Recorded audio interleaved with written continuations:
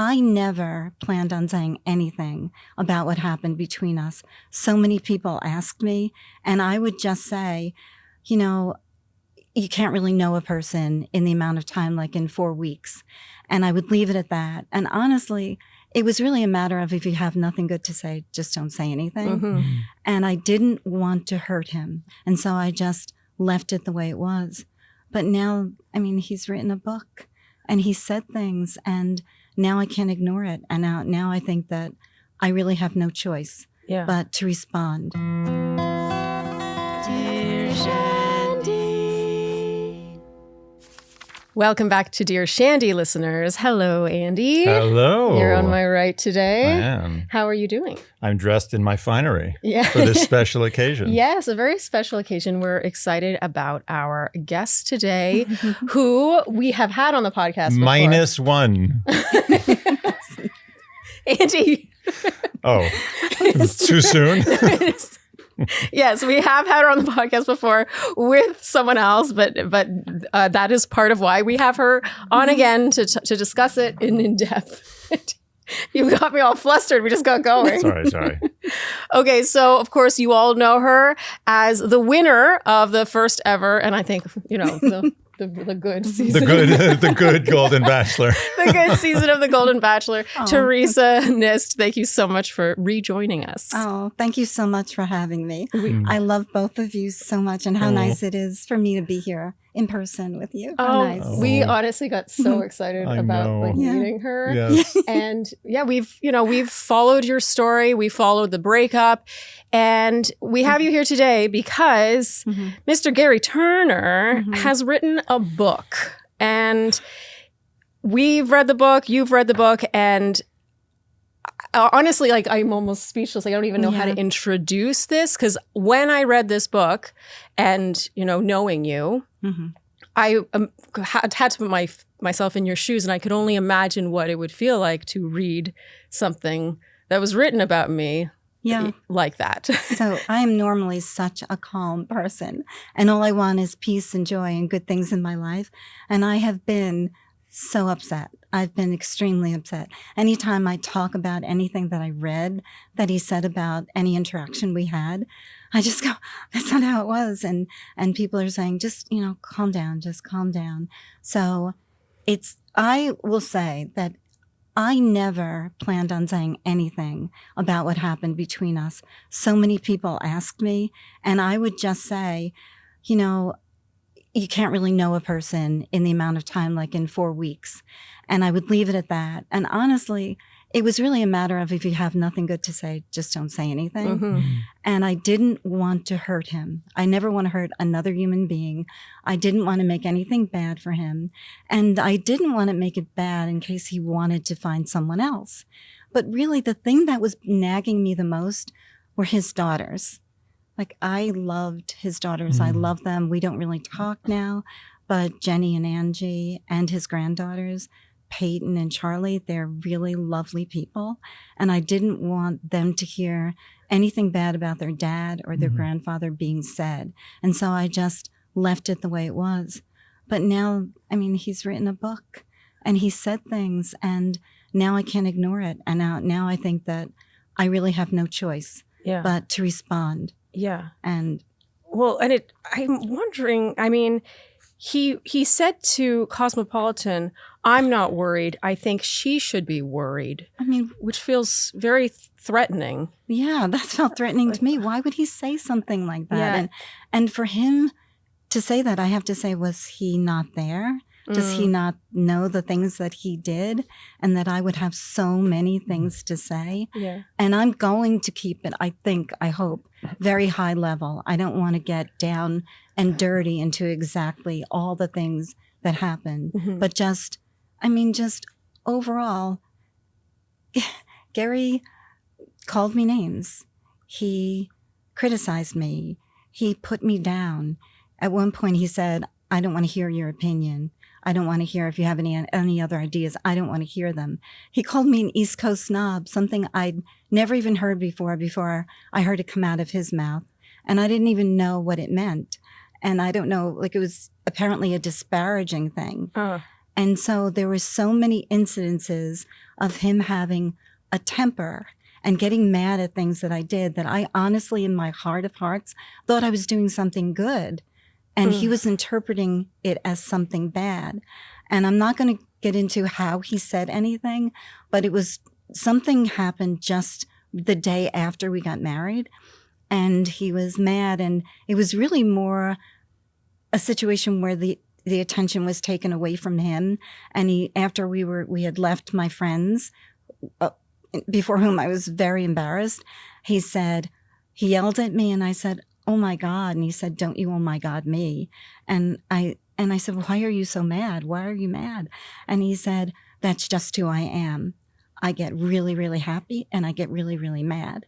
So I would say half the time I was in front of the person I saw on the show. Yeah. And then half the time I really never knew what he was going to get mad at, why he was going to get mad, and when the next shoe was going to drop.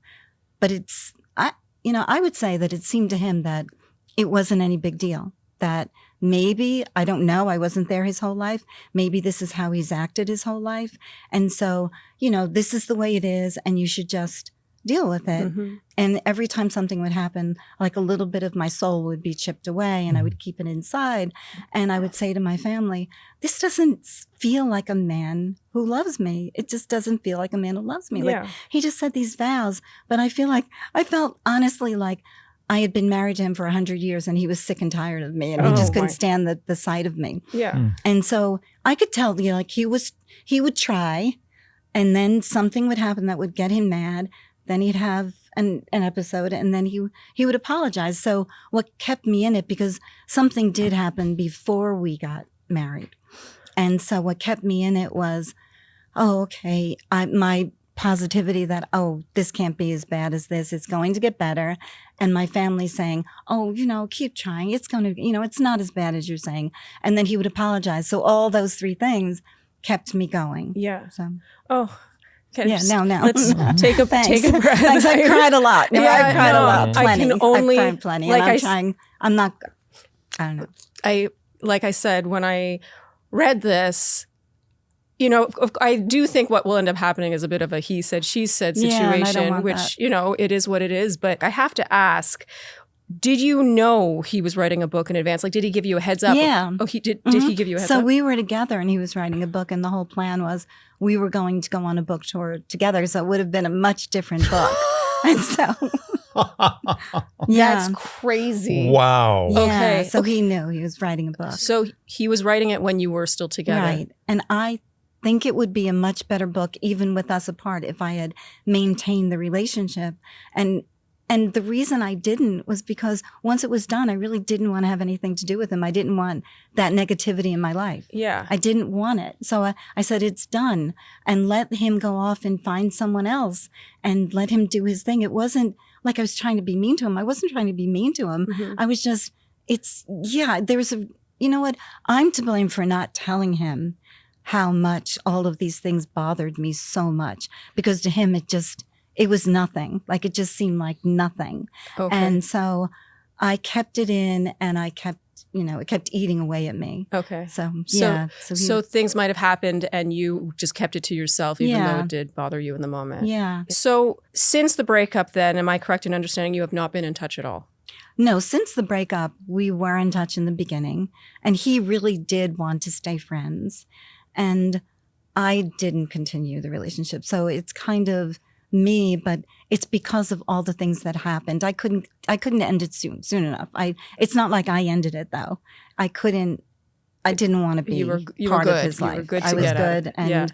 And he didn't I guess he didn't understand. And maybe he took that as a sign of wasn't caring about his illness or whatever was the case. It was just that it was an ending for me.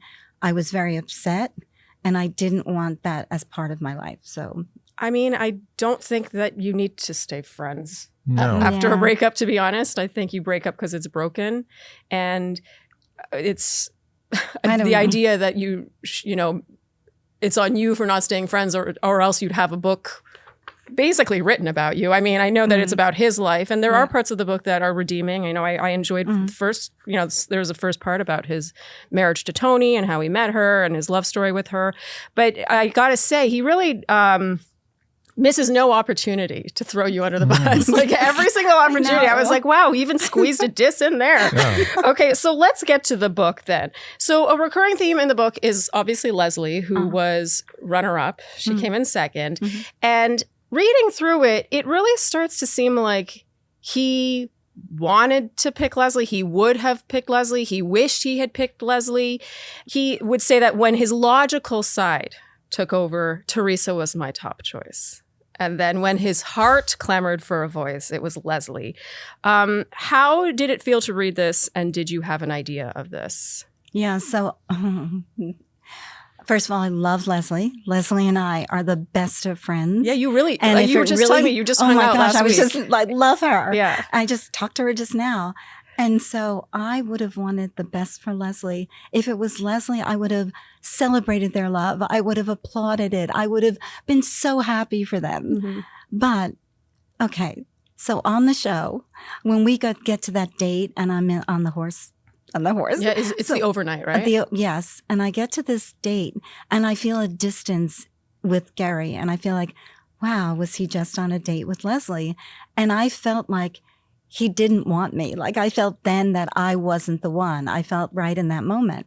So when we got to the date where we were talking, we had the dinner and he said, I want to know about your job. I was kind of like, then I got back to being myself because for most of the show, I wasn't myself after the incident that happened. Anyway, so I said, yeah, you should ask me about my job. And I started telling him. And at that point, I really thought I wasn't even in the running. And then how much of what I can tell you about was what was in the fantasy suite. In the fantasy suite, it changed completely. And he does describe this in the book that he said you were strong. I decided, I was almost going to help him make a decision. I was really almost going to help him make a decision. Yeah. I was going to get a piece of paper. I feel like you went to the friend zone. I was going to say, okay, here's Leslie, here's Theresa. Like, which one should you really pick? Because nobody was there to help him. But I said, instead of that, let me just kiss him first. And then he was, remember when I said I knocked his socks off? And I said, with the kisses? I'm really serious. Like, he was blown away by the kiss. They had good kissing. The kiss chemistry. was a good kiss. Yeah. It was good kissing.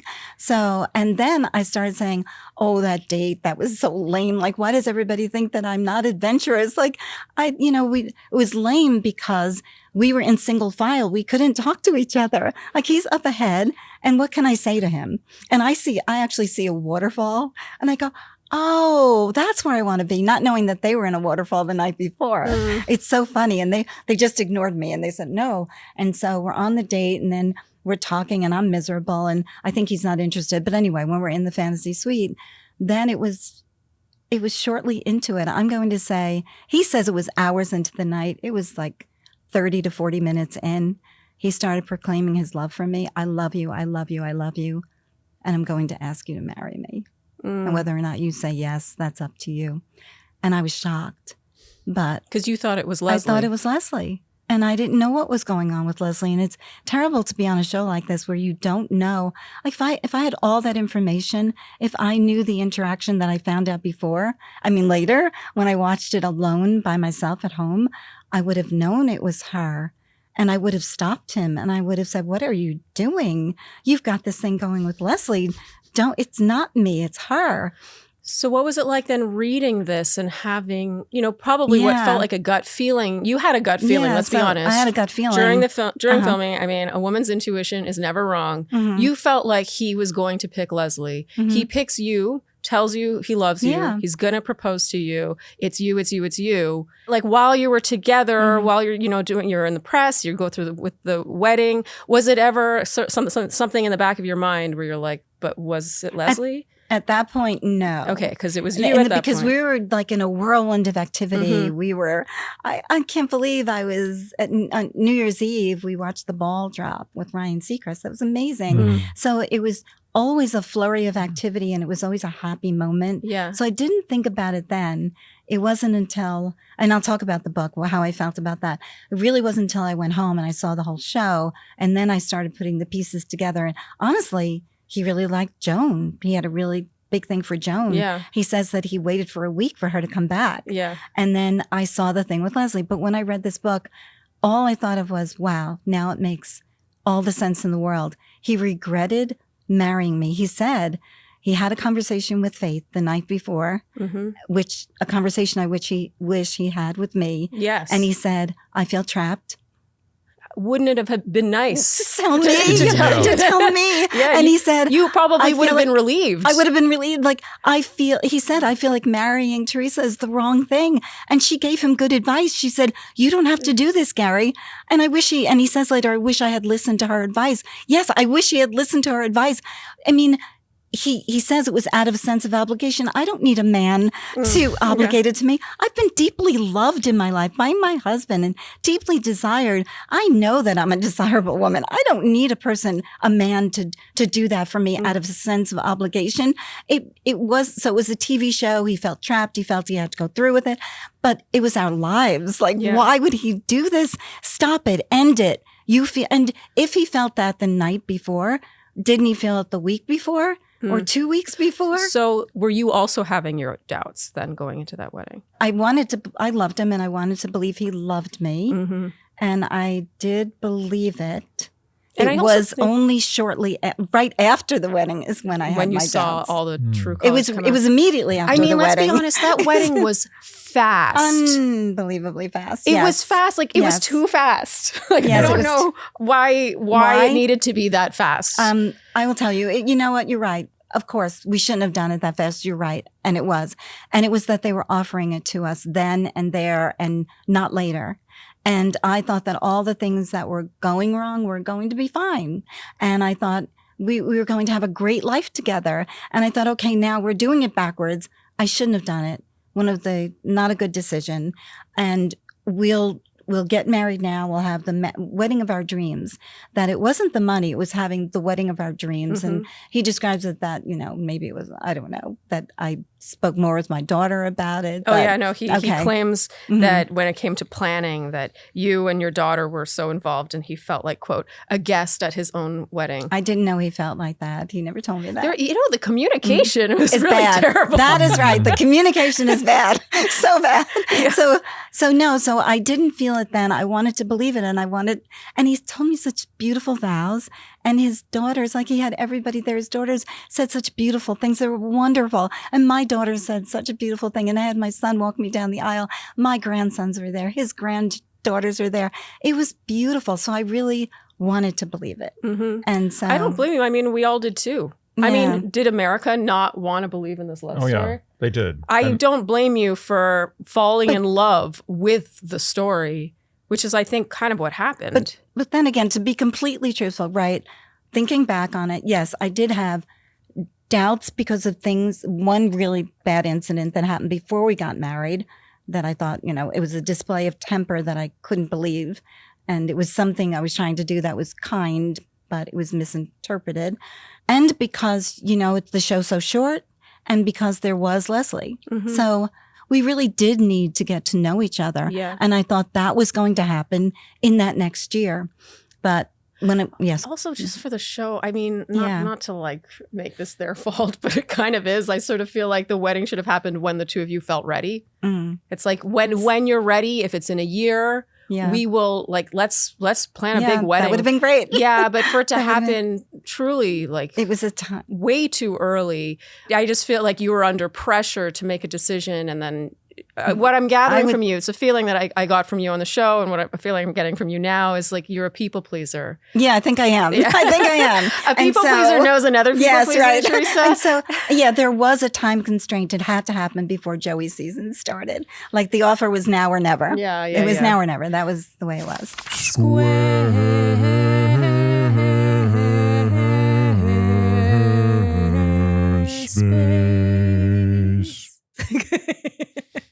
I like our Gregorian chant. Yeah, we need to bring back some Gregorian chant. I'm sick of this top 40 bullshit. So Squarespace is your destination for making a beautiful website with little to no design experience. That is major because everyone needs a website, you need to advertise, Yeah, right? you don't have a website, you will fall behind. And if you have a crappy website, you'll fall behind more than having no website. Yes. Having a website that doesn't look legit is, it's worse than having no website.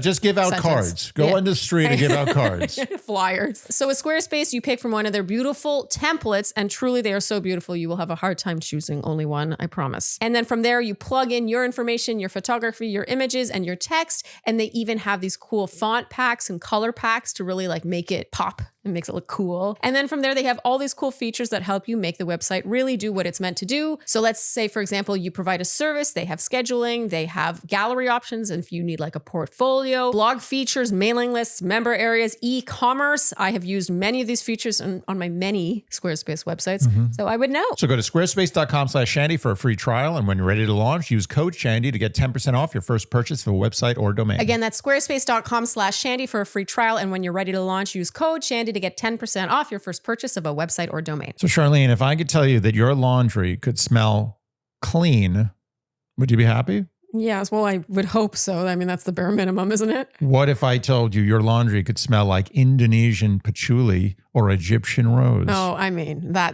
that's no longer the bare minimum, Andy. Oh, it is not. It is the maximum. Yes, that's luxe. To have cleanliness, the smell of clean with sophistication. Laundry sauce. Is it not perfectly named? Laundry sauce has taken, Andy, as you have called it, the humble laundry pod and turned it into something, If only you could smell how unbelievable that smells. You walk into a room smelling like Egyptian rose, people stop. Yes. They stop to see what's going on. I like hugging you more. No. Sorry. I'll take it. And we're not just talking scent and cute branding, although it is very, very cute and it does smell very, very good. It works great. It cleans every bit as well, if not better, than other brands that I've tried. And if you don't like having spotless clean laundry and smelling amaze, they have a money-back guarantee. Smelling amaze, smelling fire. Or smelling lit. So this holiday season, turn your routine into a ritual with laundry sauce. During their Black Friday, Cyber Monday signature sale, you'll save up to 40%, get $75 in free gifts, and free shipping at laundrysauce.com. It's the perfect time to treat yourself. Or gift the world's most luxurious detergent to someone you love. Okay, so how did it feel then to read that he basically wanted to pick Leslie and regrets horrible. Absolutely horrible. Like, oh my God. Like, so that's why. So then it made all this so much sense. He regretted it. And then he resented that he was married to me. And so he tried, I guess he really tried to make it work. And then any little thing that I did that he thought wasn't right, he lashed out at me. Yeah. And like, to be called, he said I was manipulative. He said, I'm going to give you one example when he called me an East Coast snob. I'm not going to get into nitty gritty, but I will tell you one little thing. I was at his house and he offered me a cold cut. Now, if anybody knows me, I don't eat cold cuts. I eat the Mediterranean diet. I eat like such a healthy diet. And I said it just like this. I said, oh no, Gerry, I said, thank you so much, but I don't eat cold cuts. He goes, and he said, you just insulted me. I said, why did I insult you? He goes, you're an East Coast snob. I said, no, Gerry, everybody on the East Coast eats cold cuts. I said, I'm the only one who doesn't. I said, my husband ate cold cuts all day long. And my husband ate opposite of me. I used to cook 2 meals like the first 20 years of my life. Like, and I was gourmet cook, like everything. Well, we'll get to the cooking. Yeah, we'll get to the cooking. Okay. So it was something like that was so silly. Like, why am I an East Coast snob? Because I don't like cold cuts. But don't you like cold cuts? You've mentioned his temper a couple of times, and you said there was one instance where you meant well, and then he lashed out. Do you feel comfortable sharing when that happened? Yeah, what happened? But you don't have to. Sure. There was more than one. I'll share one. The one that happened before we got married. So I usually go to bed at midnight, 11:30 midnight. I learned that Gerry goes to bed at 9:30. So there was a day that he had to get up really early. So he was going to bed at 7:30. So I said, I'll keep you company. I'll go to bed with you. And we went to bed. I earnestly tried to go to sleep. I couldn't get to sleep. It's 7:30. It's hard to fall asleep when it's too early for you. Yeah. And I go to bed at midnight. So it's like almost 5 hours before I usually go to bed. So I saw that he was sleeping. I said, good, he's peaceful, he's sleeping. I'll get up, I'll try to relax and get tired. I went on social media, I'm eating my protein bar, and I was up for like an hour and I was just about to go to sleep. And all of a sudden he comes storming out of the bedroom, calling me a liar. You're a liar. You lied to me. You lied. I don't want to do it in his voice, but it was, you lied to me. You lied to me. You lied to me.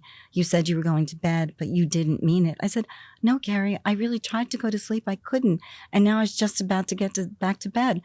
A normal reaction from somebody else would have been, oh, you couldn't get to sleep? Yeah. Oh, okay. Yeah. You know, I just couldn't get to sleep. Yeah. I didn't lie to him. Yeah. Like, and so really interpreting your actions in the But it worst, was- most yeah. negative way possible. And it was he said it really violent, like Aggressively. very, very in such a bad temper. Okay, wow. I'm like, well, Yeah, I so know. we've touched on this East Coast snob thing. Mhm. He doesn't use the word snob in the book, but he routinely uses East Coast mentality. He says that.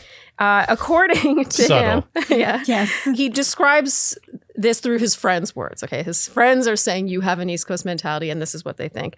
It means that it was a given you would always go to only the classiest restaurants, wear expensive clothes, hobnob with the richest and most influential people you could find at any given time, and live in the fanciest house you could afford.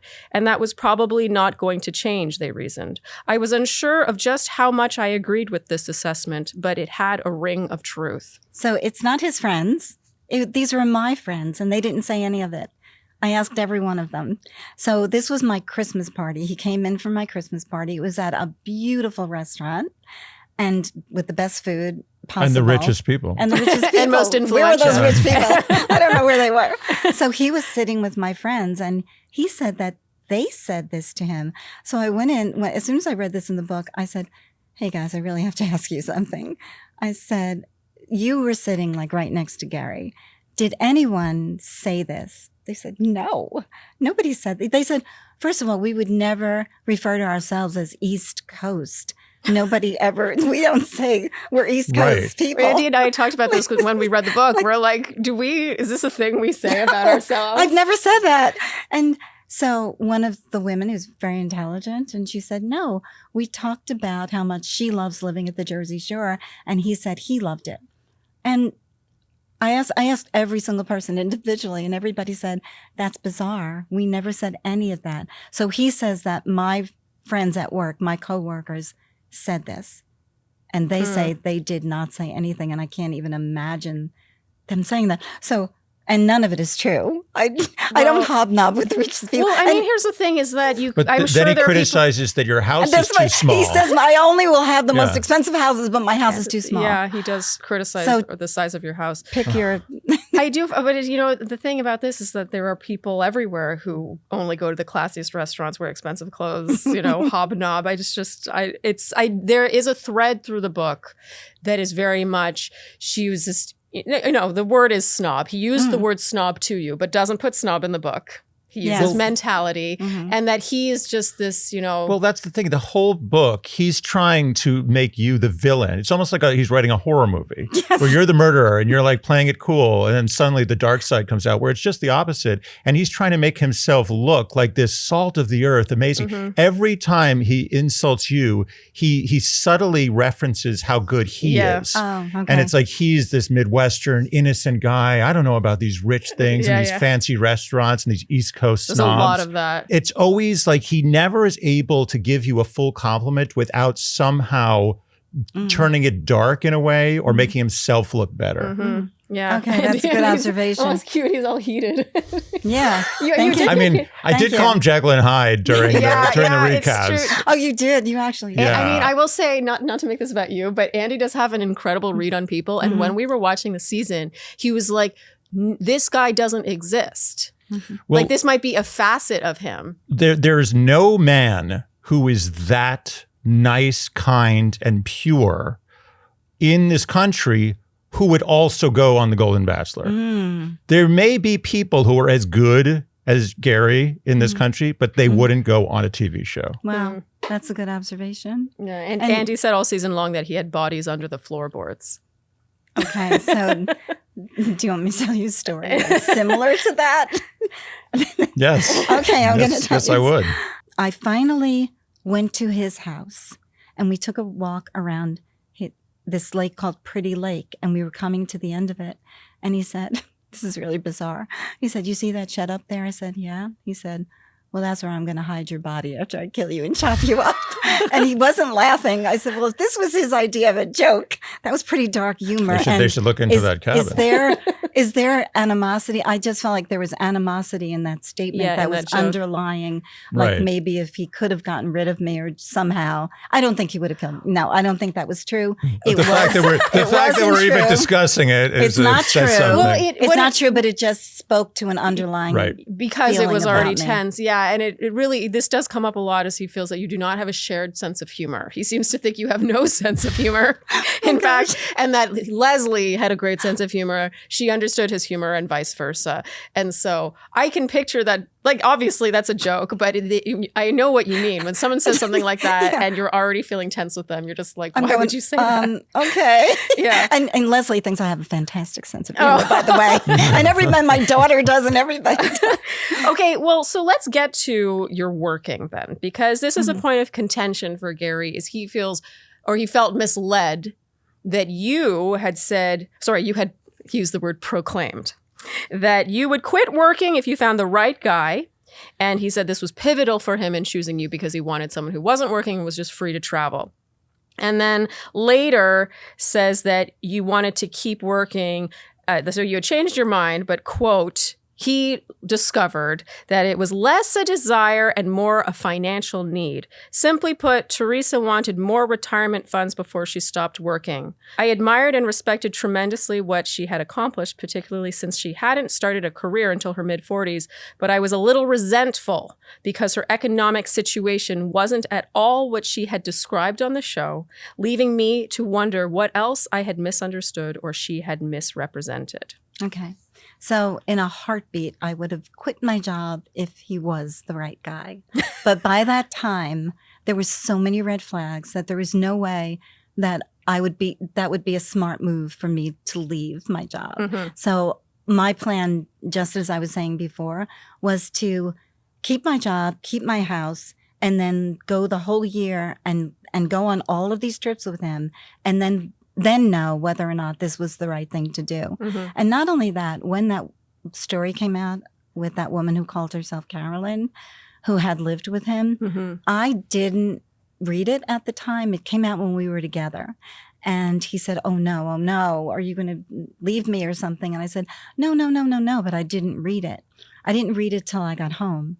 And then knowing what I knew about him, I said, oh, this is ringing true for me, because a lot of the things that he did with me just showed a mistrust of me, a distrust. And I didn't know whether it was just he didn't trust me or if he had trust issues. I didn't know. I don't know his history, but he didn't trust her. So the story, I don't know if you read the story was that after his wife passed away, he contacted her to help him dispose of her clothing. And so she agreed to it, and she agreed to a dinner.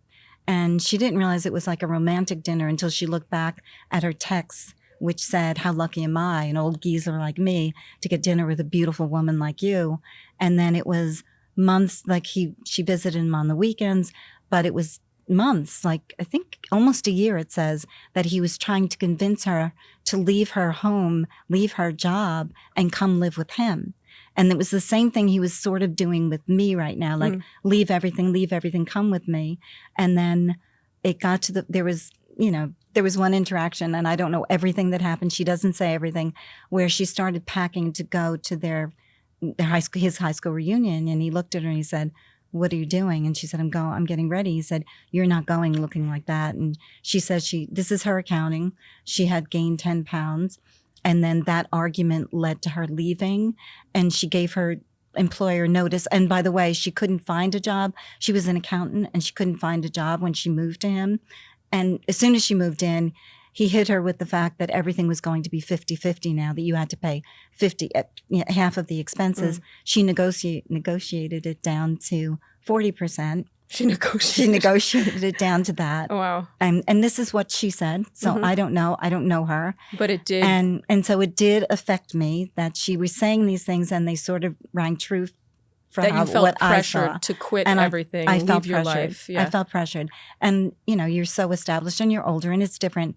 And I applaud Joan and Chalk because nobody has moved and they found a way to do it. Yeah. And so wonderful. Good for them. Yeah. And maybe it should have been said at the outset that this is the way it was for an older person who's established and who owns a home and has children and grandchildren and is established in the community, has friends. So it was a much different thing for older people as opposed to somebody maybe who just is renting. I don't know, different thing. So that's why I didn't leave. But let me tell you, if there weren't these red flags, I would have left in a heartbeat. There wouldn't have been any hesitation on my part. But I had so much hesitation. But I don't know that he would have seen that. That's what I'm wondering. Yeah, it's like you had hesitation, and I feel like the working thing perfectly sums up. It's sort of like a microcosm for a lot of things that went wrong, which is that he's like, well, you said this.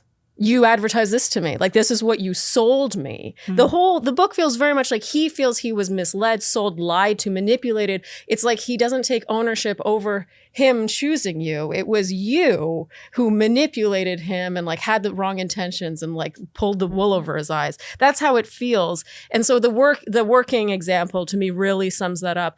And I want to touch also on, and I feel weird asking you about your finances. Oh, you can ask me about my finances. It's okay. Well, because the book very much, when he talks about these articles that were written about him, he definitely has a bone to pick. He has a lot of bones to pick in this book.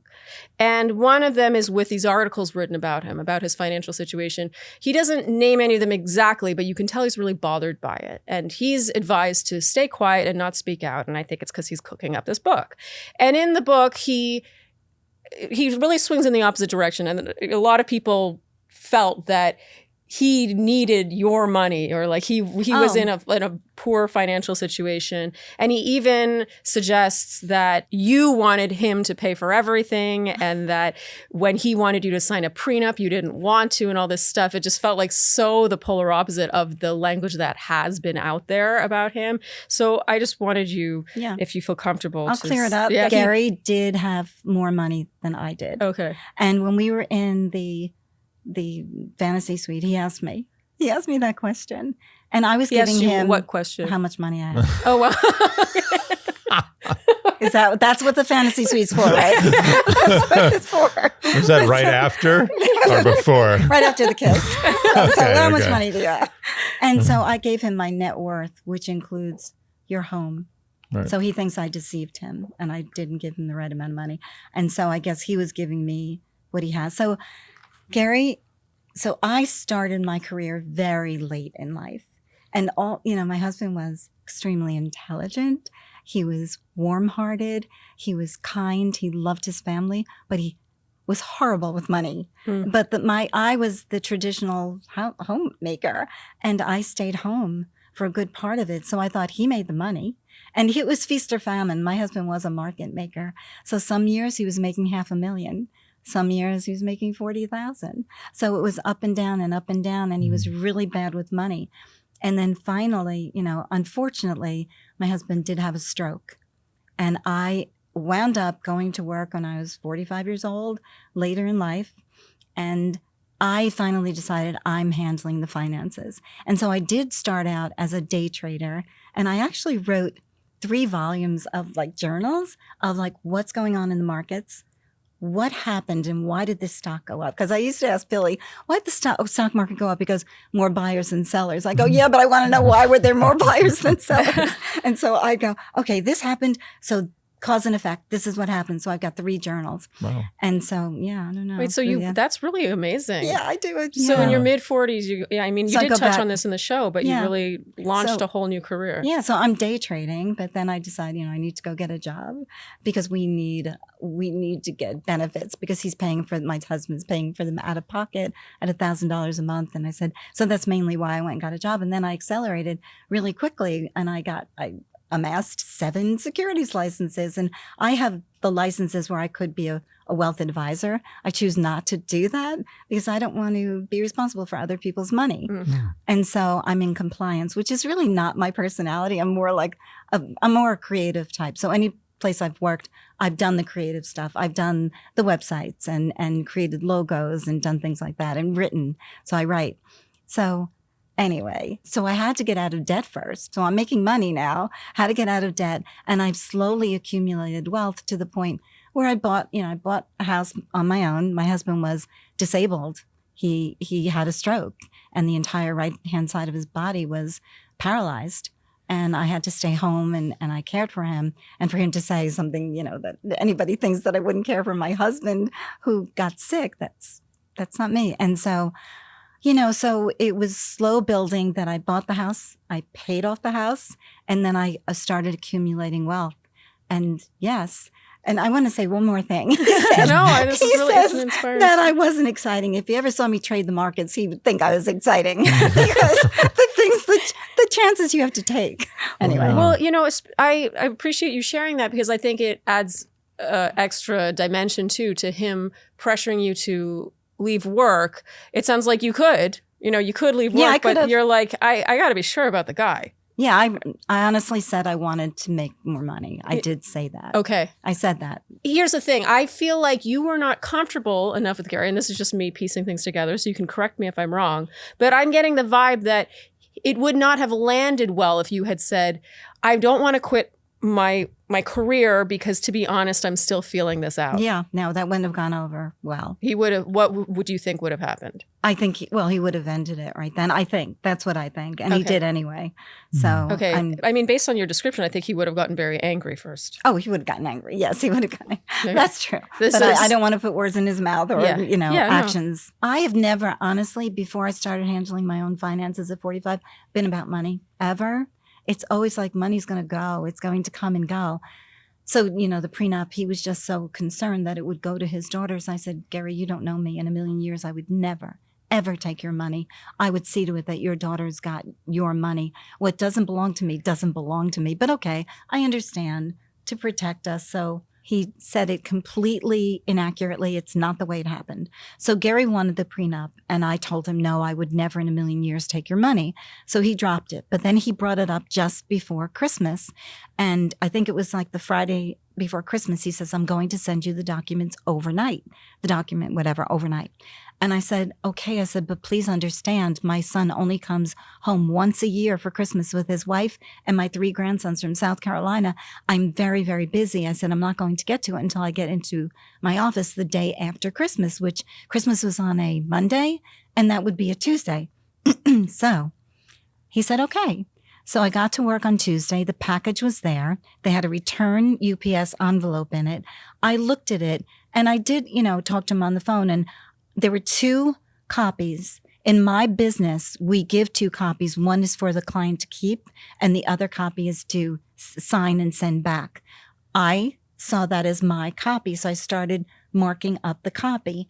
And so and I was on the phone with him. I was asking him stuff, and he's going, oh, so you're going to question this now? Or you're going to, I said, no, I'm just going to do it. I'm going to sign it. I'm good. So I signed it. He said, and he kept saying to me, initial it, sign it, date it, notarize. He kept saying it. He never said, there are 2 documents, you must execute both documents. I saw it as one that I had to execute. I did every single thing I had to do. There was a notary public right next door to me, and that's why I wanted to wait too to go to work, because I didn't want it to be public knowledge. So she did it. I put it in the envelope. I don't know if they paid for overnight, 2-day, 3-day, 4-day. I have no idea what they paid for. Put it in the envelope. I watched the UPS guy take it away. On Friday, I got a terse text from Gerry saying, did you only send back 1 copy? And immediately I said, oh no. I said, oh my gosh, I'm so sorry. I thought I was only supposed to send back 1 copy. I said, let me make this right. I said, I'll call the attorney. I'll have them email it to me. I'll print it, execute it, send it overnight. There'll be no issue. And very tensely, he said, it's Christmas week. They're not there. Like, I don't want to say it the way you said it. He said, I will handle it. And he wouldn't let me be a part of it. He wouldn't let, and it turns out that other copy actually was for me, It was my copy. He just wanted me to have a fully executed copy. So it's not like I didn't sign anything. He says I didn't sign it and they had to send me new documents. Yeah, he said that you didn't do it right. Yeah. And he makes me out to be an idiot that I couldn't follow directions. You didn't give directions correctly. You had to tell me you had to fully execute both. I thought that was my copy. We do that in my industry. But anyway. So, and I was ready to rectify it immediately. But then it was fine. The attorney was fine with just getting one copy. There wasn't an issue. It was really my That copy. kind of sums it up, doesn't it? It's really my copy. And I said, I could care less if I had a copy. I took a copy of the one that I signed and notarized. I'm fine with that. I feel like that really sums it up. I know. It's like getting angry at something that it's nothing. it doesn't need to be gotten angry over. And you know what? He says he didn't get angry. What he did was he controlled himself, and the controlled voice was even worse to me than this angry voice he was. And I don't want to imitate him because he did say it in a very tense, terse voice that he felt, I'm not getting angry. And so. MUDWTR, leave out the A and leave out the E. It's missing vowels, but not missing taste. Andy, you're right. Who needs vowels when you've got taste and functionality the way Mudwater does? And that kick, spelled KCK. Okay, so Mudwater is our super functional coffee alternative. And we have Mudwater in the afternoon, when I would say usually around 4 o'clock, when you feel your energy is starting to wane and you're like, but I still have more work to do. I have more to do in my day. But you don't want to have coffee that late because it might affect your sleep and might give you jitters as it does with me. And the taste is no slouch. I actually would drink this on taste alone. 100%. I mean, the ingredients, cacao, masala chai, cordyceps, lion's mane, reishi, chaga, turmeric, Himalayan salt. That's literally all there is in it. It's delicious. It tastes like a turmeric chai latte, especially, well, in our case, we add a little bit of soy milk, but we don't even add sweetener anymore because it's delicious either way, but I feel like it doesn't even need it. It's a highlight in the afternoon for us. It's something to look forward to in a day of bleakness. Oh, God. Why do I always have to go there? Sorry. So using Mudwater is as easy as cozying up on a crisp fall afternoon. Head to mudwater.com and grab your starter kit. For a limited time, our Shandies get up to 43% off your entire order, plus free shipping, plus a free rechargeable frother when going to mudwtr.com/Shandy. That's up to 43% off your order at mudwtr.com/Shandy. After you purchase, they'll ask how you heard about them, support Dear Shandy, and tell them we sent you. This fall, nourish your body and mind with Mudwater. A perfect addition to your self-care routine as the weather cools and the days get shorter. Okay, so let's touch on lifestyle then, because he seems critical of the money thing comes up a lot, like how much you cook. He suggests you don't cook at all. He talks about you buying smoothies every day of the week. You monster. And eating dinners out, 4 to 5 dinners a week were in a restaurant or takeout, and basically that you didn't cook. He said that you used your stovetop as your makeup counter because, 1, she didn't cook much. 2, the lighting was better because the range was next to the window. And yeah, there was just more space. Okay, so I did use my range top because it's electric to put my makeup on, but I cook so much. I cook every single night. Yeah. I cook every night. And the smoothies, it's so ridiculous. It's preposterous. I make a smoothie, my own smoothie that I developed, that I make every single night, that then I put on my bullet in the morning and I put in the freezer and I drink half of it before I go to work and the other half at work. Everybody knows there's Theresa with her smoothie every single day. On the weekends, I treat myself. And so what if I treated myself every day? They don't cost $12. They cost $8.52. I get my 10th one free. So I think that's $7.68. I don't know. Something like that. It's like something like that. So it's not $12. And I don't get them every day. I got them It's when also your money. You can it's buy my if money. you did want I make enough money. Why are we talking about that? Why is that even an issue? I know. I know why we're talking about it. It just bothered me how because he would say it in this underhanded way where it was like she's spending a lot of money at restaurants and on her smoothies when is not her financial situation suggested otherwise. Yeah. And I never go to a restaurant. I cook every single night. I might go out to a restaurant once in a while with friends. I don't. I cook every night. And I was not a gourmet cook. Well, I cooked Italian. So I could chicken parmesan, veal parmesan, eggplant parmesan, fettuccine alfredo, shrimp scampi. I cooked a lot, and I stopped. Like after 20 years, I said, I cooked enough. But no, I used to cook 2 meals every single day. Well, so because we're sort of kind of talking about money, or what I think what cooking represents, right? What he's suggesting by saying that you don't cook is that you're not the wholesome, at-home type. You're like spendy and shallow. That's sort of, I think, what he was getting. Can I say one more thing? Oh, yeah. I dream of cooking in the kitchen with my husband, too. He mentioned that. I dreamed of us cooking together. Yes, I do, too. Yeah. So just want to say. Yeah. Let's touch now on house shopping. So he says that the two of you decided that the value of your 2 homes combined would be $1.5 million. You were looking for houses in Charleston that would range between $800,000 and $1.25. And he says, quote, "Without exception, Theresa found something wrong with all of them. One of them didn't have enough trees. Another had too many. A frequent response was that the location didn't fit her preference for walking to amenities. Failing at the task, I invited Theresa to shop online and send me houses she liked. Everything she sent back was gorgeous. The only problem is that they were all in the $4.5 to $5 million range." No, they weren't.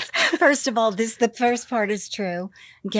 So I knew the area better than he did. And the whole point of living we were going to look at Mount Pleasant, which is right outside of Charleston, was to be near downtown and to be able to walk to these things and have a delightful life. But everything he showed me was remote. The only thing he was interested in was a 4-car garage. That was his priority. And so I would look at them and I'd go, wow, we're going to pay this much money and the finishes are so bad. Like the floors are cheap. The molding's terrible. Like it's not, what are we paying for? And then since we're so far away from everything, I might as well be in Shrewsbury. You might as well be in Indiana. We're not really feeling the Charleston life or the vibe. So I would say, oh, I'm sorry. No, I don't like that one. No, you're right. He was right. I said no to every single one he said. He's absolutely right. Sure you had good reason. He wasn't showing me anything. Yeah. So he goes, all right, I give up. You show me what you like. So I showed him things and I went back through my emails to see what I sent him. And there was nothing 4.5. There was nothing 5. It was 1,168,000. It was 1,012,000 something. It was 1,000,000 something. There was one house that was 2.2, and I said, we can't afford this one, but this is an idea of what I like. Yeah, yeah. But there isn't. I mean, do you know how often I do that to like Andy and I? Like we have this fantasy about buying a place upstate, and we have like a budget, right? Like what can we afford? But that's not to say that I don't send him the occasional listing of something that's way out of our price range to be like, look at this, or like that. That's the kind of thing, and that's that sort of way. Like I want like a high ceiling in the main living area like that. It's not to say. So yes, no, right. It's like to give a style that you like, but nothing. I looked and I searched and searched. There was nothing. Okay. And I couldn't afford a $5 million home. So, and also his home is worth the same amount, his larger home, same amount as my home in my neighborhood. Yeah. Location. Yeah. I don't know. So well, he had a lot to say about your tiny everybody home. loves my home. It's so charming.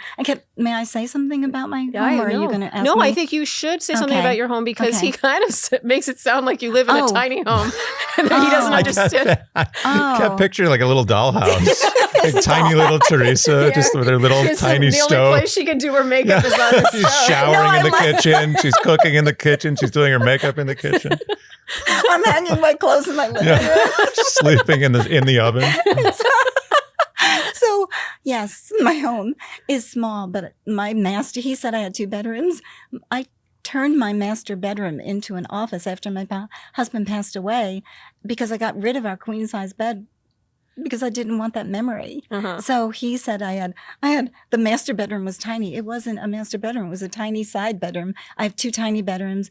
And not a gigantic master bedroom, but the master bedroom was an office. So he mentions that he had no place to put his suitcase, so he decided to put it in my office. But that was really my master bedroom. But I'll tell you more if you want to ask me more. Well, actually, let's... Oh, sorry. No, continue. Yeah, no, I have a basement that could be made into a whole home. I have a separate garage. I have a separate she shed. It sounds enormous. You're starting to sound like an East Coast snob. I am a snob. I have gardens upon gardens. I could make this house twice as big as it is if I wanted to. If I just knocked down that she Yeah, shed. you could put Gerry in the basement. Lock the door. Speaking of that, he talks about visiting you at your home and how you rebuffed his attempts at physical intimacy, and that you in fact made him sleep on the sofa the entire time he was there, so 3 nights, and that your behavior on the show was more forward, and that actually you just seemed to blow him off. So that's 2 things. Let's unpack the sofa thing first, and then the intimacy. Do you have the quote of what he said exactly about here are the sheets? When I said, "Here's sheets and a pillow," he said that I'm sorry, I have a lot of quotes. Okay, I didn't. So if I can remember one correctly, he said the first night I handed him sheets and pillows and said, "Could you please sleep on the couch? Because I have a really big day at work tomorrow." Yes. And he says, "Sure, no problem," were the words that came out of my mouth. That I remember exactly. He never said those words. That never happened. He made that up, I don't know, does he have a bad memory? He should have called me. Or did he just wanted to make it more dramatic? What happened was, so now I'm sleeping in a full-size bed. I haven't slept with anyone in 9 years. And my husband was 5'10", not as big as Gerry. And I don't know if he's 6 feet tall or over 6 feet tall, and he's larger. I didn't sleep the entire night, and I'm not a great sleeper. And so the next morning it came up, "How did you sleep?" And I said, I didn't sleep at all. So we slept together the first night. Mm-hmm. He said, "Oh, I can sleep on the couch if you want me to." He offered to sleep on the couch. I did not ask him to sleep on the couch. And I said, "Oh," I said, "Gerry, would you?" I said, "I would appreciate it so much," because I knew I was never going to get another bit of sleep the whole time he was there. Mm-hmm. If he had asked me if I was ready for a man to come to my house, I wasn't.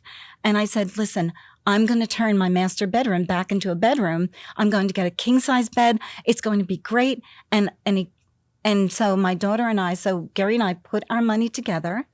And my daughter and I ordered everything, the bed, the mattresses. I researched to death. I got the linens, everything. And I even sent him photos of our progress. Like, we're almost done. Look at this. We put it together in a day. And it's beautiful. He never came back because in his mind, and he doubted it. And he said, "Yeah, but did you put the window coverings up?" And I said, "No, actually I thought that would be something we would do together when you got here. That, he's sort of a handyman. You could do that. That would be great." And he didn't trust that was a good situation, so he never came back. So I guess in his mind, he was done with it. And the intimacy thing, it's quite the opposite. And I don't understand. Yes, I rebuffed him in that moment because so many times before that, I had tried. And that night that I recounted before, where he said, "You lied to me, you never meant to go to sleep." When we got back in bed, I said, "Now that we're mad at each other, now that we're talking like this," I said, "Why do you never approach me for physical intimacy? Why do you never?" He never did. There was a time when I hadn't seen him in so long. He didn't even reach out to kiss me. And it was a thing that he wasn't doing it. And he mentioned, "Oh, well, you're not," I don't want my grandsons to hear this. So, and so I felt it was quite opposite. So by the time he got to my house, I was just done with it. I was done. And he did try to do something. And I said, "It's too little too late. I can't do this." And so, yeah. I mean, the thing is, I think a woman always has her reasons. Well, no, I wanted to feel desired. Mm-hmm. Like he said, "Oh, that's what he said. Oh, you're blaming me. And I said, "Well, you know what? It's not like I'm not going to initiate it, but you're the man and I'm the woman and I want to feel desired. I want to feel like you want me." I said, I didn't say this, but I've always felt desired by my husband. It was a thing I've always felt confident about that. And I didn't feel it from him at all. And I didn't know why. So I don't know why to this day. So yeah, so he feels like it was I who did it. And I would tell you, I tried so many times and we had that conversation.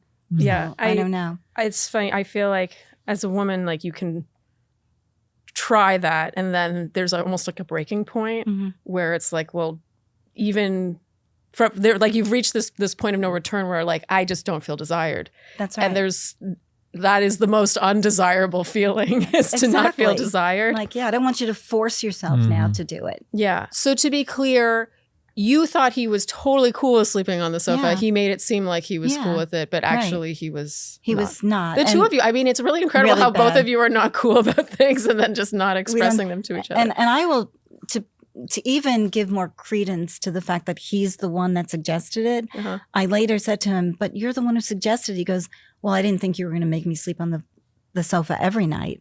Okay. So he said that. So he changed the story. And he to say words like that he didn't really say, Yeah. it just sounds, that part's fiction. Yeah. Well, it And sounds like a lot of the it is book. fiction. Yeah. A lot of, to me, everything that he said about me is fiction. You could tell me anything he said and I will tell you the right story. I don't know why he didn't call me. Uh-huh. Well, it seems like he's using you as a way to improve his image. I think that Gerry is very image conscious, Yeah. and he saw that there was some damage to his image. And he's like, and I almost feel like he picked you because to write the book about, like, I mean, he may not have written the same book about Leslie or Faith or Joan. or Kathy or any of the other ones he could have picked, because they may have been more vindictive. Kathy in It's particular, funny let's to be imagine. honest. But they may have been more vindictive. But, demure, gentle Theresa may have just laid back in the corner and be like, okay, I'm not going to say anything. And he can get away with this. I truly believe this may have been sort of a bullying tactic, because you were the best foil for him to improve his image. That's the Okay. feeling I got Yeah. in the book. Well, and he Thank really you. acts like he's been victimized by her. So speaking of which, let's get to your intentions. Because Gerry seems quite convinced that you were on the show for the wrong reasons. So he describes the conversation with you on your hometown as feeling, quote, rehearsed. Later in the book, he says, a lingering list of questions I kept asking myself all came back to why Theresa had participated in the Golden Bachelor in the first place. Why did she enter a process that required such a leap of faith if she was going to be inflexible later? Was it her goal to find her forever partner, perhaps to get her 15 minutes of fame? Or, as some of the other women who were on the show told me, was it to capitalize on winning the competition for my affection? He insinuates that he should have heeded Kathy's complaints about you more. That was earlier in the season. And later then says, several women, he often speaks about these several women to bolster his credibility here. I assume that Kathy is one of the several women.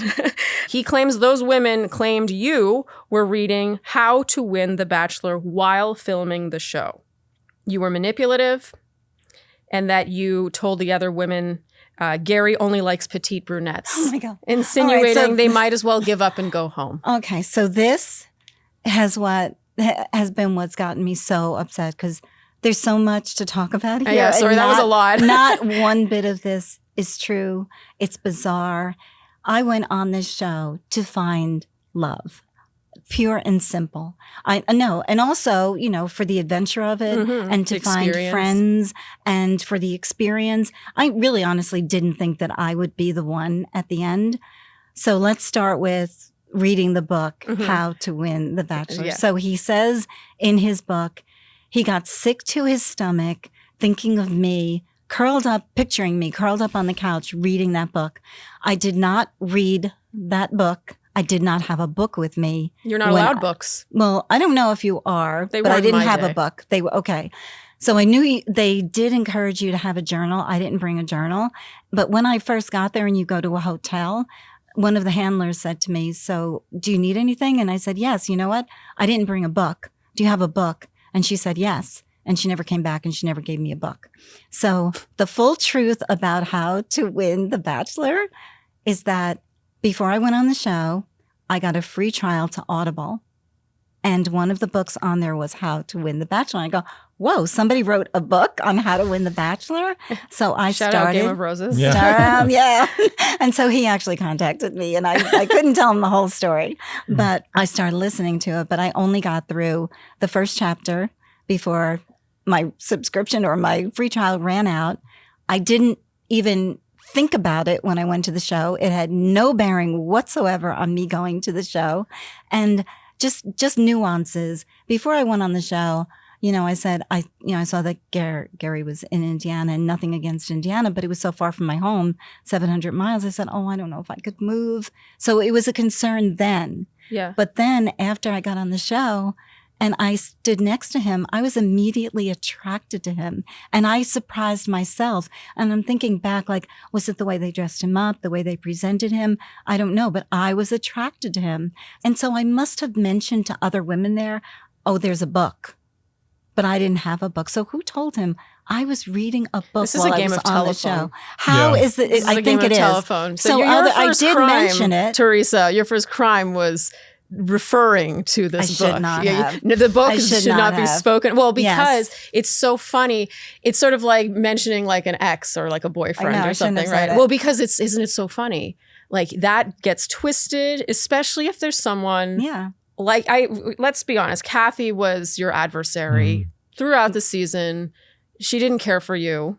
She made that pretty clear. And I think that, to take us back to the beginning of this conversation, you mentioned an incident that made you sort of clam up, that made you sort of I would love change. to talk about that. Yeah. Would you say that was the Kathy incident? Yeah. So the day after we were the first round of eliminations and we're in the mansion now, Kathy came up to me and said, and I'm not going to imitate how she said it, but she said, "You are the one, you're the one. It's not me, it's you." And I said, "Why are you saying this, Kathy? There's 16 of us. It could be anyone." She said, "You're his type. I'm not his type. You're his type."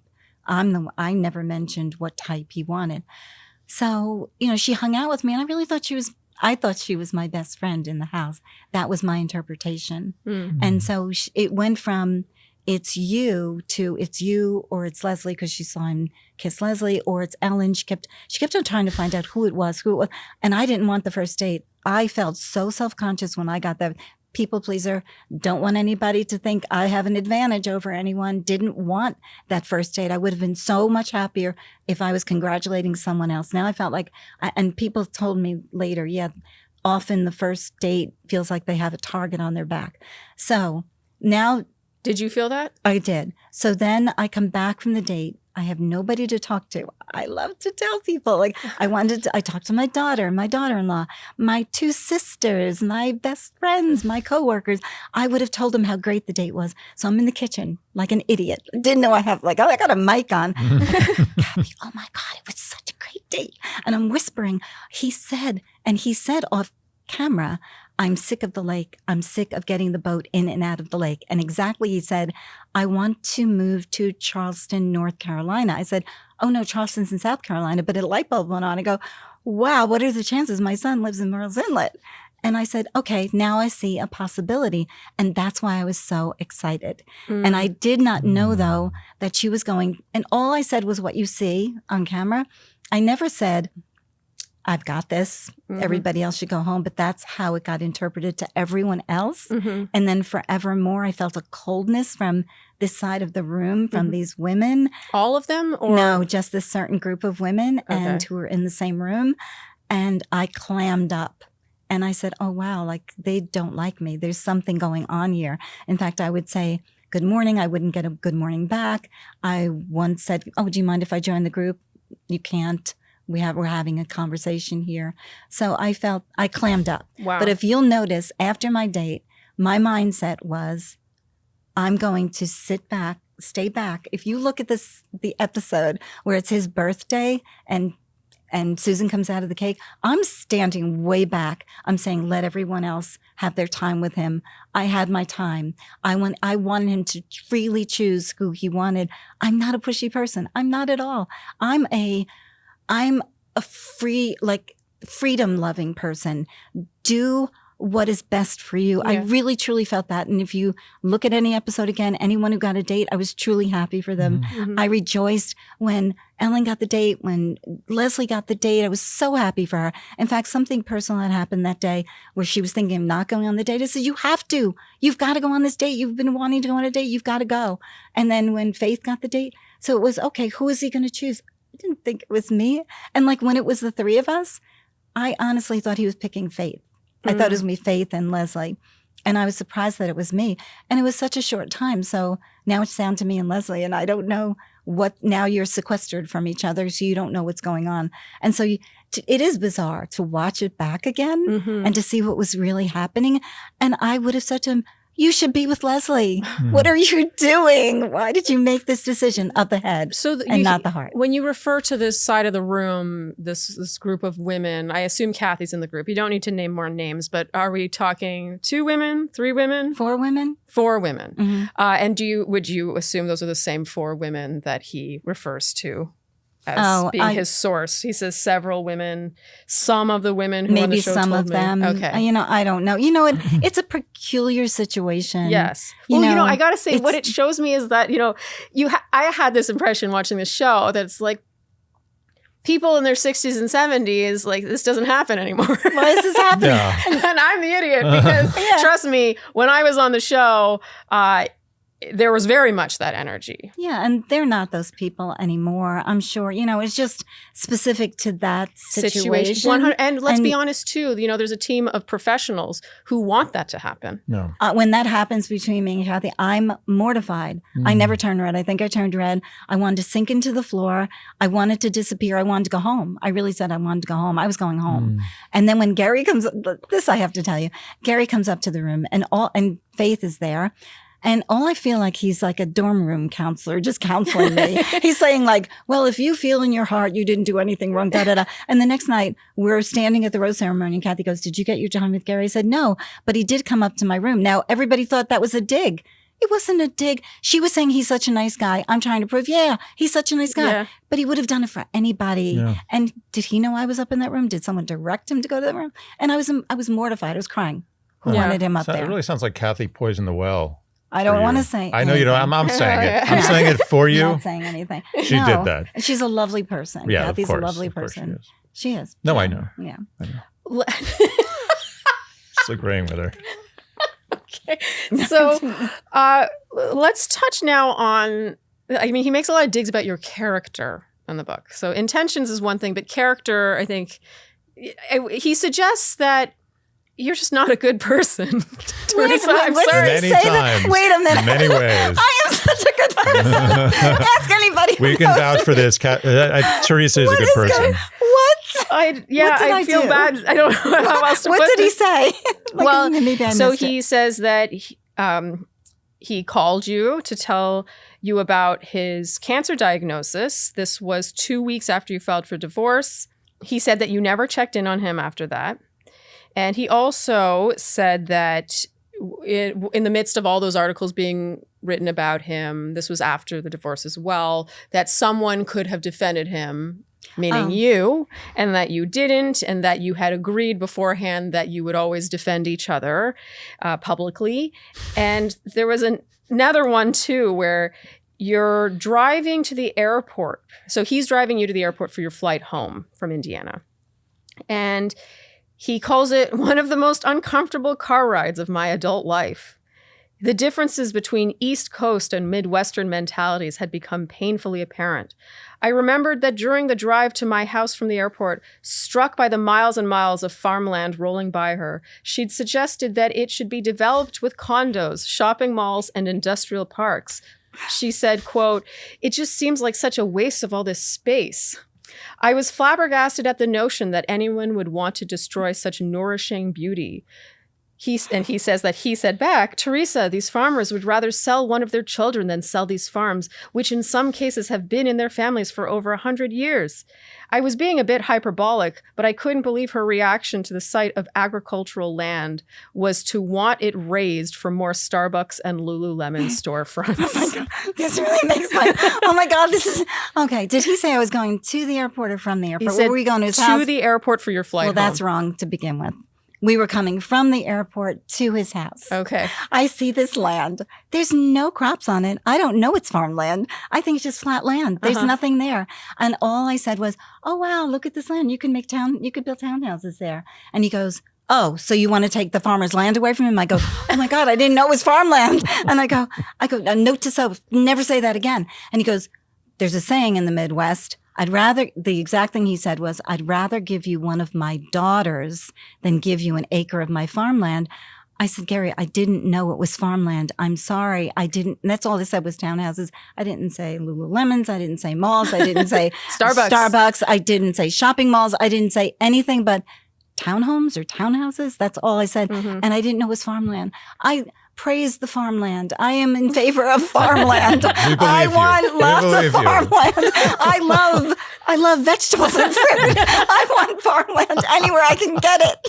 What are you kidding me? I would never want to take the farmland away from a farmer. Oh my gosh, I didn't know it was farmland. So that's that. Okay. And he goes off on a tangent about this. Yeah. And I couldn't understand, where did all of these shopping malls, Lululemons or whatever it was, Starbucks, come from that didn't come out of my mouth. And it was, and just key that he didn't even get the part right, that it wasn't to the airport. Yeah. It was from the airport to his house, and it was on my right-hand side. I wish I did take a photo of it, but I think I deleted it. And I go, oh my God, what did you just say? I didn't know that was farmland. Don't ever say that again. Yeah. So that was one thing. Shame on you. Okay. Shame on me. Well, I do think that the theme the is really just this like East Coast, like yeah. There is really like, I'm wondering why he picked someone from like you know, you live in an urban city, right? Like it's not urban city. It's suburban. Okay, it's but suburban. like you can walk to your and I'm smoothie. from Jersey City, New Jersey, so I am urban. I'm urban. It's just like New York City. All those Jersey City snobs. Oh, those snobs. Shout out Jersey City.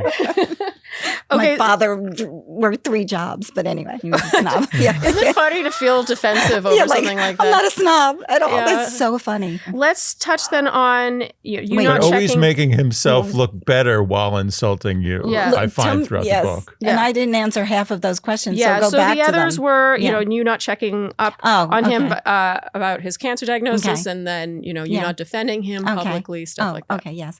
So I knew about his cancer diagnosis a long time ago. It wasn't like he had to call me and tell me. And when he so he called you after it was made public? No, I knew it before time. Oh, so when you were before time. I knew it, yeah. Okay, because he says that he called you 2 weeks after you filed for divorce to tell you about his health journey. Well, maybe he called me to give me an update, maybe. I don't remember, but I knew about this a long time ago. And he presented it to me this way.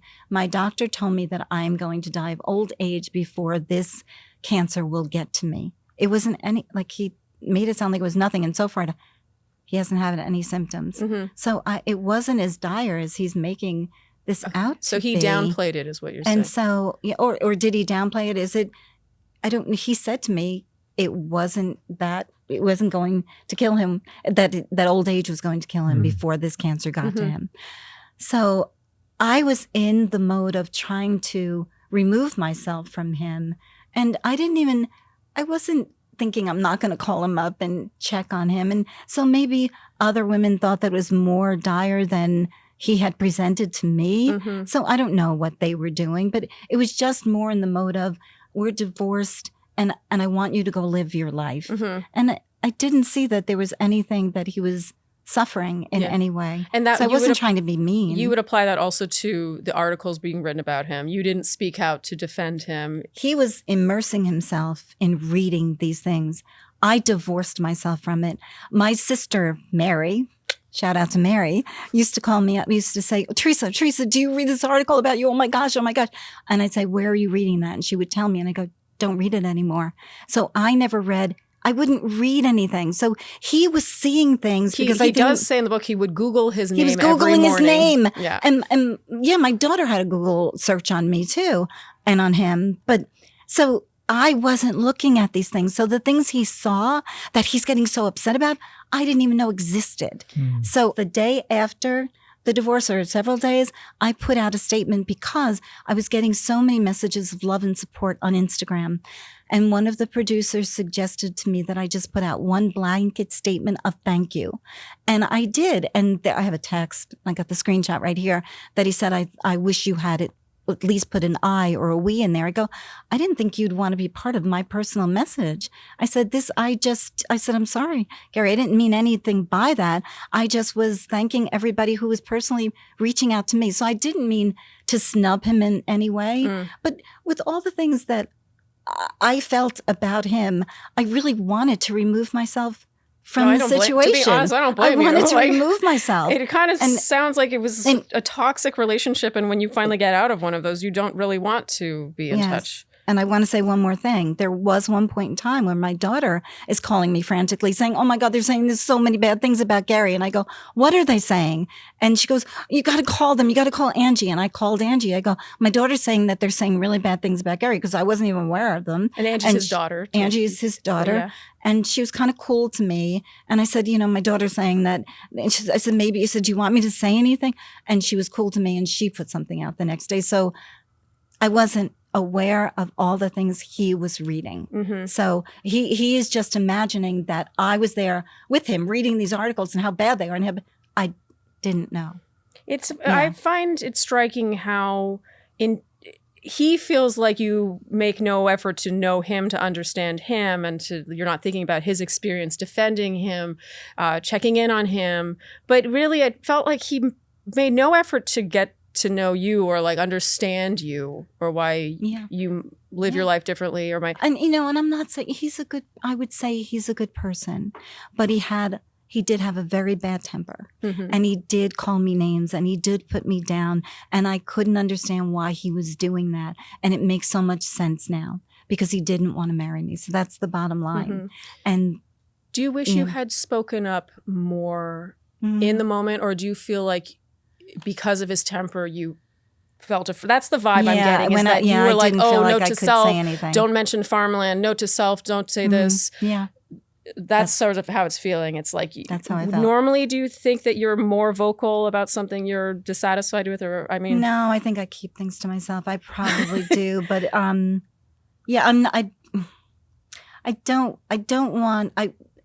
don't want negativity in my life. I really want positivity, and I want good things, and I want love and joy. And so what could I have? I did. I mean, I did say, why are you getting so angry? And then that's when he said, that's just who I am. Yeah. I get really happy and I get really, really angry. Yeah. I'm really, really mad. I don't know if it's angry or mad, and just accept it. Do you have regrets looking back? Like, do you take this experience for like an incredible life experience? I mean, this really is, especially at a certain chapter in life, to experience all these eyeballs on you, all these opinions on you. You have this, nationally televised wedding. Dear Shandy. Yeah, yes. Dear Shandy. That's a really incredible experience to have. But I think this has also brought about a lot of pain, especially in light of this book. Do you have any regrets? I have to say that I always said that I like to live my life without regrets, but boy, I made some mistakes here. I really did. And I regret getting married so quickly. That shouldn't have happened. I regret in the fantasy suite not bringing up who should you really be with. Like that was my intention, to say, I'm going to help you here. I'm going to help you make a decision. But then I didn't do that. I regret not doing that. I wish, but this has been an incredible, like, who would expect this to happen I'm 72 now, but at 70 years old. But this experience has made me more just want to be by myself. That's why I cook every night. That's a great tagline for the show. I want to be by myself. The Golden Bachelor. No. It'll make you really happy. Do you want to feel like you want to be more by yourself? Email us. But now I'm just starting to think, I really do want to get married. I do want love in my life. That's what I wanted. That was the whole point of this. Really, seriously, who knew I was going to be the one at the end? This was in your wildest imagination. And you called knew? it. Did you really? That's crazy. He called it for a while. How did The diner date. Oh, the diner date. diner Yeah, that was phenomenal. I loved that. That date, that was so good. We both cried. That was amazing. That was Both an cried. amazing date. It was so, and that was the last time I was able to really forget that there were cameras there. I really felt like, wow, we're going to learn how to speak Italian. We're going to go to Italy. This is going to be so great. And then all of a sudden a song comes on and I go, what is this? And he says, Journey. I go, yeah, I knew it was Journey, but what is going on? Like, is it somebody's birthday? And so there, everybody's dancing. I go, oh, let's get up and dance. So then they were leading us outside. In my mind, I'm going, I'm in the middle of a flash mob. This is phenomenal. I said, wait till I tell my family. I go, oh, they're going to see this on TV. How cool. worth the target on your back? Oh, yeah. I think so. Yeah, it was worth it. And seriously, these are all lovely, wonderful women. I truly, truly mean that. Mhm. It's a circumstance that puts you in that frame of mind. Sure. They're all wonderful. I love them. Do you think that, because I know that when I look back on my experience, and I mean, I didn't go all the way like you did. I did not experience the level of fame that you've experienced. I look back and I'm like, I don't feel like I was necessarily my best self throughout it all. Do you feel that at all? Absolutely. I feel I was not my best self at all. I wasn't myself. My daughter wrote me a beautiful letter, and I was reading it to Gerry when the cupcake thing with the birthday, happy birthday. And it was about 3:00 in the morning. My contact lenses were glued to my eyes. I couldn't really see the whole thing, so I had to make up some of it from memory. And she said, how wonderful is it going to be that everyone's going to get to know who you are? And they didn't. And that's the tragedy of the whole thing. Like, they really didn't. So, you know, but you say that, I got to tell you, Theresa, like, we loved you on the show. Oh, really? Yeah. Okay. Yeah. I thought I you came know. off great. No, and really, I truly want to say that I would have never said anything. I was keeping this all to myself. I was never going to say a word of this. But when someone accuses you of things that you didn't do and recounts stories in ways that it didn't happen, you really sort of, and there's so many things that he said that I'm sure there's more. What do you say to Gerry after reading this? You did me no favors by marrying a woman that you did not want to marry. You should have called off the wedding, no matter that we were on TV. That didn't matter. This was our lives. You should have stopped it. And if you really wanted to be with Leslie, I would have applauded it. I would have supported you. I would have been so happy. You've written a book that recounts stories about us where not one of the stories that I have read is the way it happened. And some of it is conjured up in your mind. And we never touched on the thing that you asked me, where he said that when he came to my hometown, I was trying to find the right words. Not at all. That's bizarre, preposterous. Never happened. If I seemed like that, it was nervousness. I hadn't seen him in a while. He was with other women. I didn't know how he felt about these other women. I was seeing my family for the first time in a very long time. He told everyone to wear plaid shirts to trick you into thinking. Yes. Here's another time. He goes, so I have a bad sense of humor because he goes and tells everyone to wear plaid shirts when I visit them. It's lost on Theresa. How do I know that they don't always wear plaid shirts? How would I know? Yeah. Would I be so mean as to say, oh, you've got plaid shirts on? Can you imagine if you got that wrong? What if I got that wrong? Yeah, you can't win either way. Yeah. I mean, I got to say, I also, if I went somewhere where I wasn't familiar and everyone was wearing a plaid shirt, I would not be like, oh, you're all doing a thing. I'd be like, oh, nice to meet you. I don't know. It's lost on Theresa. Oh my gosh. Yeah, you have no sense of humor, Theresa. Remember? And then this around the corner from me, there's like speed traps. So I was telling him, oh, don't go over the speed limit on this block because they'll get you. And he has in his book, Theresa was alarmist about me going over the speed limit. It was just because I wanted to spare him a ticket. Like, I was just being like, okay, I know this block. Yeah, we know. Yeah, there's actually an area near my hometown where I'm like, Andy, you can't go too over the speed limit. Yeah, like there's a camera, you will get a ticket. They're waiting for you. They're waiting over here for you, and they're going to give you a ticket. That was so silly. Oh, okay. Oh my gosh. Can I stop being so stressed about this? Because I've been so stressed about this, and like I feel like I don't have high blood pressure, but I feel like I must have high blood pressure. I don't blame you, honestly. I can only imagine what it was like reading something like this. It was horrible. Like I kept looking at one thing after another, after another, after another. And why didn't he listen to Faith? Faith was giving him good advice. Gerry got me to the point where I finally had to say something, and when I never planned on saying anything. Yeah. And it's sad. I didn't want to be in this position. I didn't want to be saying any of these things. And I just felt forced to do it. You forced your hand. Yeah, I felt forced to do it. Theresa. Do you feel better? Yes. Good. Yes. Good.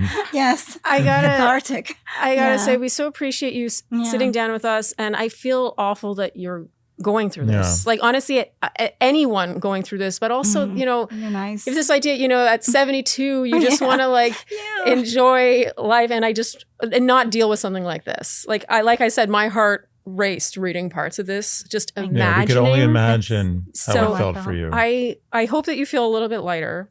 Thank you. And Yes.